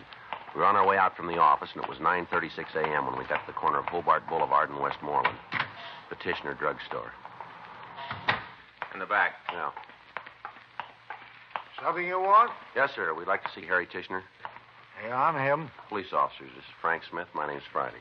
Hello. How you do, sir? About the robbery, huh? Would you like to tell us what happened? I was robbed. We'd just like you to tell us how. Oh, now I'm with you. Yes, I'm right with you. Let's go back and sit down. Get to telling the story, and time just melts away. Yes, sir. Might as well be comfortable while we all fall out. Yes, sir. This all right here? Yeah. Like a phosphate or something? No, sir. No, thanks, sir. Okay. And let's quit all this fooling around and get down to business. Want me to tell you about the holdup? Yes, sir. We'd like that. Good. That's just what I'm going to do. Go ahead. Aren't you going to take anything down, right? Well, yes, sir, as soon as you tell us the story now, if you'd like to start in. Well, came in about 8. That was this morning? Yes. Just walked right in the door, came back to the prescription counter, and stood there. Mm-hmm. Had this little piece of paper in his hand. I figured it was from a doctor, prescribed medicine. Yes, sir. Wasn't. Well, go ahead. What was it? Note. Written on there like this. This is a stick-up. Don't make any noise. It was a note, huh? Just pushed the note across the counter. I didn't have to have anybody push me off a cliff to know what was going on. No, sir. I was being robbed. Yes, sir. You want to go ahead? Well, after he showed me the note, he kind of pushed me back into the little room at the rear of the store. Kind of store place. Now, did he say anything to you at all? Not a word. Just pointed with that gun for me to get into the back room. I went. I see. What happened then? He pushed me down to the floor and then tied my hands and feet. What'd you use? You mean to tie me up? Yes, sir. Rope. Oh. Well, did he bring it into the store with him? No, sir. He picked it up in household on his way back to the prescription counter. I see. Go ahead, please. As soon as we got to the storeroom, he took off the label and then undid the rope. He made a loop and put it around my feet. Next thing I knew, I was all trussed up like a rolled roast, ready for the oven. Yes, sir. I'll say one thing for the guy, though. What's that? He's very neat. He tied good knots. Yes, sir. Other officers, the ones in the black and white car, Yes, sir. Them. Yeah, what about them? Oh, yeah. Well, they took the ropes with them. They said something about taking them to a laboratory. Mm-hmm. Well, you can see if you want to. It's very neat. Yes, sir. What happened after the bandit tied you up? Robbed me. You personally? Yes, personally and otherwise. Well, sir, would you please tell us? Well, first off, he went to the safe and took the tin box out. Opened her right up and took the money. Is that all he stole from the cash box? Yeah. I had some government bonds in there, but he didn't take those. Uh-huh. Guess he knew they wouldn't do him any good. All right, sir. He didn't take them. Took the money, but didn't take the government bonds. According to what you told the officers this morning, the thief took a supply of narcotics, too. Is that correct? Yes, he got them from the safe, too. Well, now, after he finished with the safe, what happened? He left. He walked out of the place. He just ambled right out. During the time he was in the store, he didn't say anything at all. Is that right? Did anybody else come in while he was here? You mean like a customer? Yes, sir. No. Oh, excuse me. That might be our office, Mr. Tishner. We left this number. Okay. If it is, I'll tell you. Thank you. Tishner Drugs. Uh-huh. Oh, yeah, Mrs. Kentworthy. Uh-huh. No, shouldn't be. Uh-huh. No, I can't do that. If you'll have your doctor call me, I'll make it up and send it over. Yeah. No, not without a prescription. Uh-huh. Okay. Well, I'll call you when it's ready then, and you can send Lanny over. Right. Bye, Mrs. Kentworthy. Huh? Oh, well, if that's the way you feel, I won't. Oh, sure. Okay. Goodbye. Gee, I can't imagine why she'd say a thing like that. Just no reason at all. Sir? Mrs. Kentworthy told me when her son comes over to get the prescription not to give him any candy. Oh, I see. I usually throw in a licorice whip, you know. Mm-hmm. Don't want me to do it. It's too bad. Yes, sir. I wonder if we could go ahead with the description. Sure, I guess so. Well, now, from what you told the investigating officers, the man's about 35 to 38. Is that right? Mm-hmm. Light in color, 5 feet 10, 175 pounds, no visible marks or scars. Is that right? Yeah, I guess that's pretty close. Well, if there's anything different, we'd appreciate you telling us now. No, not with you. Because I can't understand why Mrs. Kentworthy would say a thing like that. Just a penny licorice whip. Little bitty thing. Yes, sir, we understand. Like that. Couldn't hurt anybody. Yes, sir. Would you be able to identify the hold-up man if you saw him again? Oh, yeah, no trouble. I'd know him. Uh-huh. He'd never say a thing like that. Sir? The fellow who robbed me. What do you mean? Oh, on the way out, the way I was laying, I saw him stop. Right up there by the Canyon magazine. Stopped dead in his tracks. He went over and helped himself. Mm-hmm. Took the top off and helped himself to a handful. Sure must like 'em. What was that, sir? Licorice whips. Just reached into the jar and took a handful. After that, he left. Is that right? Yeah. As soon as he put his gloves back on. What was that? Couldn't work the top of the jar with the gloves, so he took them off. No. Used his bare hands.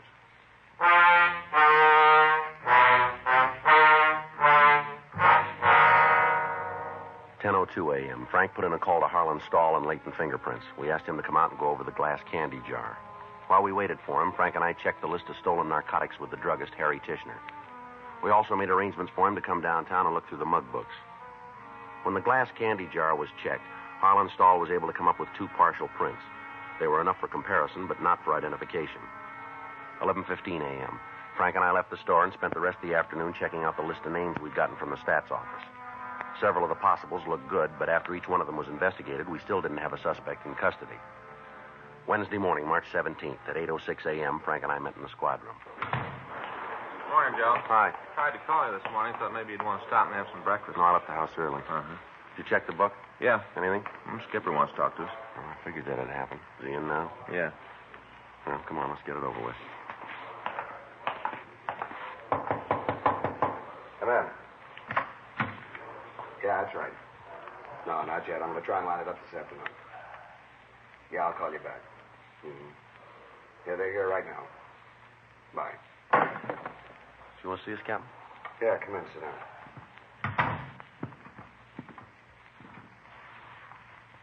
Going in, I won't tell you who's on my back about this thing, and you don't give me any excuses, right?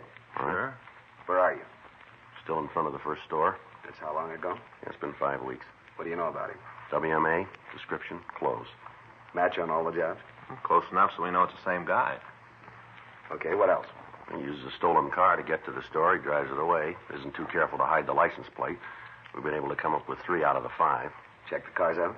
Yeah, clean. Not a print on them. Nothing else. Picked up something yesterday. Should help when we nail him. What's that? Well, Stahl lifted a couple of partials from a candy jar. That'll be enough for comparison. Can't make the suspect on him, huh? No, it's not enough to classify. What about the narcotics he's taking? You show up anyplace? No, not that we can find. We've been down all the alleys. There's nothing there. We talked to Lucarelli. Hop Squad's got nothing on it. If none of it's showing up, then it could mean he's using the stuff himself. That's what we got figured. How about the stats office? If we spend much more time down there, they're going to put us to work with the machines. Informants? Well, they're giving us smiles. That's about all. You think they're holding? No. Come over here. Take a look at the map. The way he's picking the places, he's set up a pretty definite operating schedule. Here, Venice Boulevard, Kingsley Drive, Western, Adams, Washington, the rest of them. They're all grouped in this area. Yeah.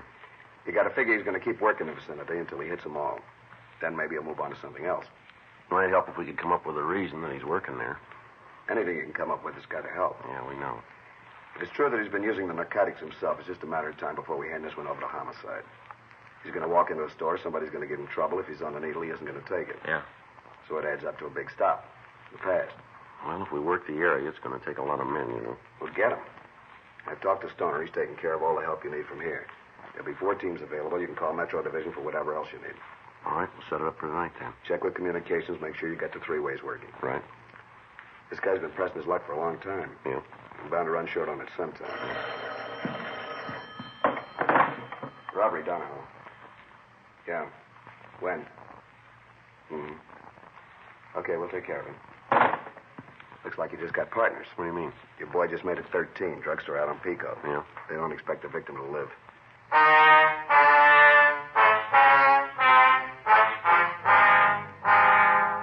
Frank and I left the office and drove over to Georgia Street Receiving Hospital. We talked with the officer on duty. He told us that the victim's name was George Rayler. He owned a small neighborhood drugstore at the corner of Pico Boulevard and Vineyard Avenue. He went on to say that he didn't have all of the particulars of the beating, but that it had occurred during the commission of a robbery. We talked to Dr. Sebastian. He told us that the elderly man was suffering from a fractured skull, broken ribs, and possible internal injuries. He added that from Rayler's appearance, it looked as if he'd been beaten about the head and shoulders with a heavy instrument and then kicked in the chest. We left word to call as soon as he could be questioned, then we drove over to the store on Pico. Yes, there's something I can do for you? Police officers. Oh, how's Mr. Rayler? You seen him? No, we haven't yet. You heard anything? Is he going to be all right? Well, we don't know that yet. I sure hope so. Yeah, the guy who hit him sure did a job. Just beat him something awful. Yeah, we know. Not enough just hitting him, but then he knocked him down and stomped him. Awful. You hear when it happened? Yeah, I saw the whole thing. You want to tell us what happened? You mean for the investigation? That's right.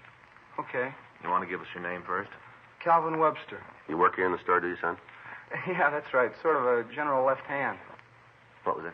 Well, you see, Mrs. Rayler's his right hand. I'm the left. Yeah. She wasn't here today, and down having her hair fixed. Probably just as good. All right, Webster. You want to tell us? Well, fella came in about 8:30, right after we opened. He came in and went back to the prescription counter. I was going back to tell him that Mr. Rayler would be right out, and then he was. Rayler? Yeah, he was back checking the stock on vitamin pills. We do a big business in them. I have to have a pretty careful watch on the supply. Wouldn't want to get caught short. All right, go ahead. Well, the fellow, the holdup man, you know. Yeah, go ahead. Well, he took this little piece of paper out of his coat. I figured it was a prescription. Looked like it. Well, it wasn't. It turned out to be the note where he said he wanted the money. Did you see the note? Well, not so as I can read it. First, I knew there was something wrong when Mr. Rayler started to yell at the guy. Told him to get out of the store. Ran around the counter and tried to grab him. Yelling all the time for me to call the police. Call the cops. Call the cops, like that, he yelled at me. What'd you do? I looked to see if I had a dime. What? Well, you see, in the past, Mr. Rayler's had trouble with people making phone calls on a private phone, so he had one of those little lock things put on it. You can answer incoming calls, but you can't phone out. I see. So I needed a dime to call the cops. Yeah. Well, I didn't have one. Only 75 cents for my lunch, a half and a quarter. I see.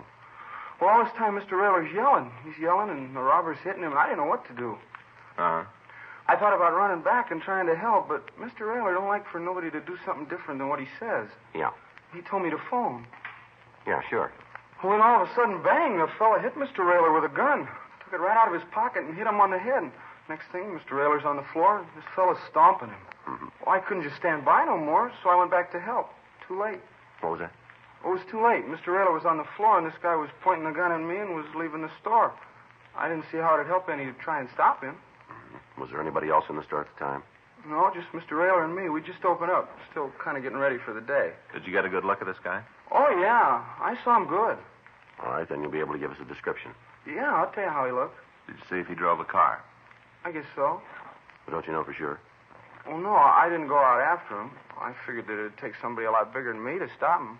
Besides, I had to take care of Mr. Rayler. I see. Did you see the gun he was using? Yeah, I got a real good look at it when he was hitting the boss. That's fine. What kind of a gun was it? A pistol. You know, like you see in the movies. Now, look, son, was it a revolver or an automatic? I think it was a revolver. It had a barrel on it. Short. About that long? We'd like you to come downtown and look at some pictures, if you would. At the city hall? That's right. I'll be glad to help out as soon as Mrs. Rayler comes back. I'll go with you. All right, fine. I can't leave the store alone, you know. You want to give us the description of the man now? You bet. Sure hope you catch the fella. So do we. This the same guy I've been reading about in the papers? That's right. He's mean. Real mean, doing a thing like that to Mr. Rayler. Yeah, we know. Been getting away with it for a long time, hasn't he? Just like a guy running up a big bill. That's right, and he'll pay it.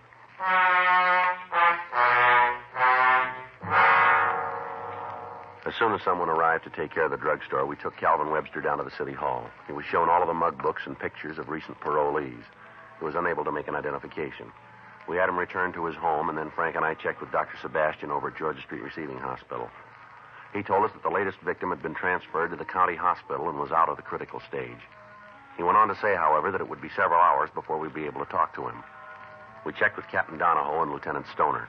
We also contacted officers from Metropolitan Division and made arrangements for the additional cars that we'd need in setting up the rolling stakeout. That night at 7:30 p.m., the plan was put into operation. 10 undercover cars maintained a watch on the drugstores in the area. All suspicious vehicles were checked on. All pedestrians loitering in the vicinity were interrogated. Our suspect remained free. 3 days went by without result. The bandit had stopped his operations. On Sunday, March 21st, Frank and I were driving up Western Avenue just north of Pico. What do you think? I don't know.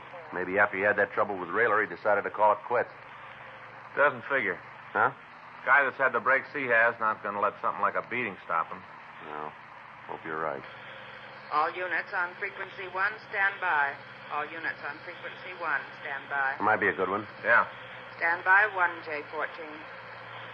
All units in the vicinity of 1947 Wilson Place. 1947 Wilson Place. An officer needs help, code 3. All units in the vicinity of 1947 Wilton Place. An officer needs help, code 3. You got the lens? Yeah, here you are. Think it might be our boy? We'll know in a minute.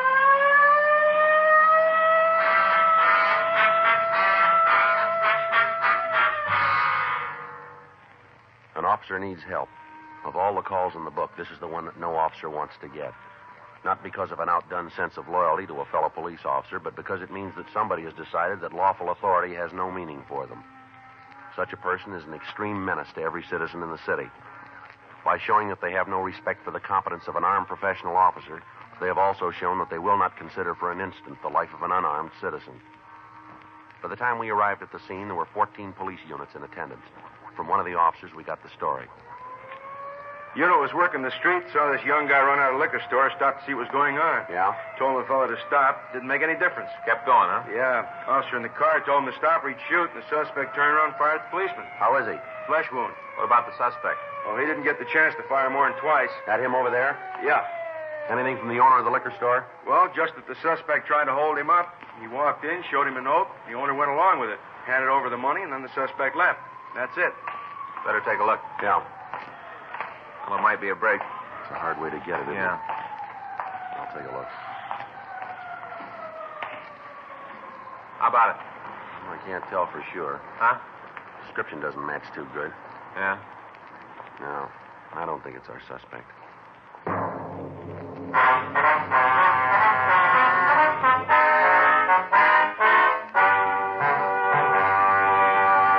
You are listening to Dragnet, the authentic story of your police force in action.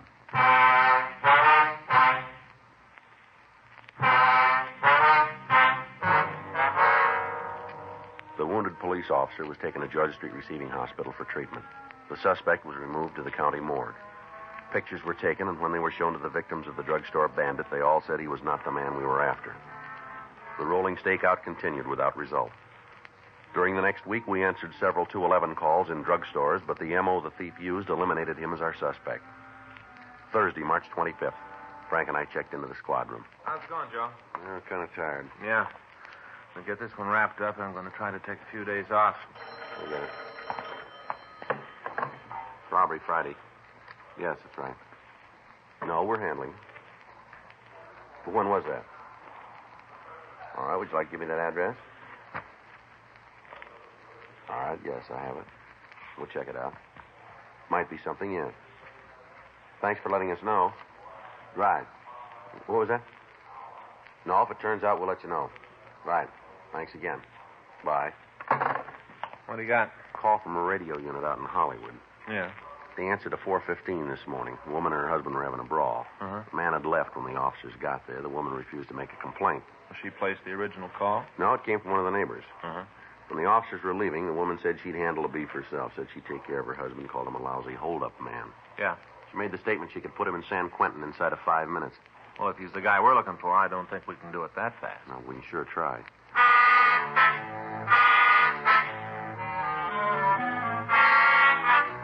We left the office and drove out to the address I'd gotten on the phone. It was a small one-story house set well back on the lot. When we got there, the lights were on. Frank and I went up to the front door and rang the bell.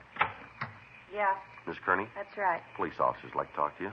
What about? Might be better if we talked inside. All right. It's my partner, Frank Smith. My name's Friday. How you do? Hi. You alone here in the house?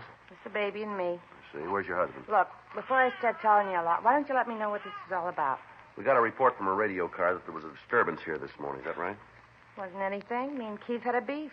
Not even worth calling the cops about. The officer said you made the remark that your husband was a hold-up man, that you could send him to prison. Is that right? They talk a lot, don't they? They listen more, lady. You want to tell us what you meant? Yeah? Well, go ahead. You go back and tell the little boys in the play suits they're wrong on this one. Is that so? Yeah, because I meant nothing. Nothing at all. Pretty serious thing to say without reason, though, isn't it? This morning I had a reason. What, you want to tell us what it was? I don't see why not. You cops start nosing around, you'll find out anyway. I got trouble with my old man. What kind of trouble? He's out with other women. Didn't come home last night. We had a beef about it. The cops were called and they used their big ears. You guys made the trip out here for nothing. Now beat it. Now look what you've done. He's playing fine, and you come in here and raise a big stink. You got him all upset. I'll get it. Hey, here you are, fella. Hey, no reason to cry. What's your husband's full name? Keith J. Kearney. How long you lived in Los Angeles? A little over 6 weeks. Where you from? Idaho. Your husband ever been in trouble with the police before? Keith's got a hard time not being in trouble with anybody. Has he ever been arrested? I don't know. How long you been married? 7 years. And you don't know if he's ever been arrested? No, I don't. You got a picture of your husband? You mean that you can have? We'd like to take a look at it, yeah. Oh, out of luck. I haven't got one. Does he work? Not if he can help it. Doesn't hold a job of any kind, huh? No, Keith's a professional avoider. He doesn't like anything steady. Beginning to look like he means me, too. What's he do with his time? Nothing. Just lives it. Is he here in the evening? If he was, there wouldn't have been the beef this morning, and you wouldn't be asking a lot of questions. I don't know what you're trying to get me to say, but I can't go along with you. You got a problem with Keith, then talk to him. Leave me out of it. I'll get it. You know where your husband is now? No. You don't have any idea, Not huh? the least. Here you are, little fella. Here's your keys. Your husband drive a car? Yeah. What kind is it? 41 Plymouth. When do you expect your husband back? When he walks in the door. All right, Miss Kearney, I think that'll do it. Sorry if we've caused you any trouble. You have and you're not. All right, let's go, Frank. Good night. Good night. Good night. Better check on the husband, huh? Yeah. Wait a minute. Get a good look at those keys that the baby was playing with. No, why? Plastic tag on them had a license number. Yeah. One of the stolen cars used in a drugstore holdup.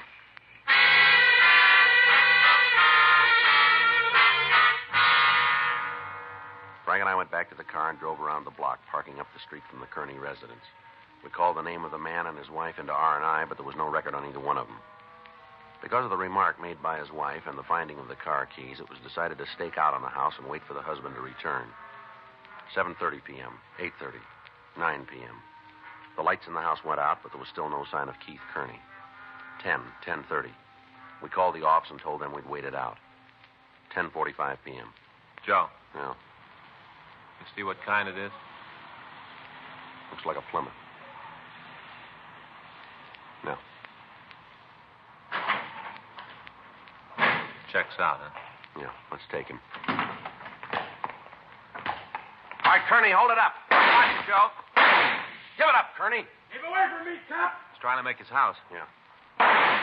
Kearney, you're not going to make the front porch. Don't give your family any more trouble than they got. Now throw down that gun. All right, let's give it back to him. He's down, Joe. Come on. Kearney. Kearney. Careful. Come on, Kearney, throw that gun away. You hear me? Looks like he's hurt bad. Yeah, all right, hold it. Yeah. How about it? He'll live. Call an ambulance. Right. You killed him? Did you kill him? No, ma'am. He's dead. You killed him. He'll be all right.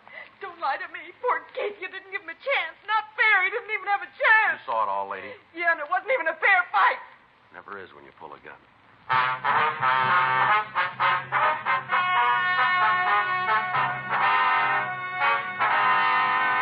Keith Jarris Kearney was tried and convicted on 9 counts of robbery in the first degree and received sentence as prescribed by law. Robbery in the first degree is punishable by imprisonment for a period of not less than 5 years. Dragnet is a presentation of the United States Armed Forces Radio Service.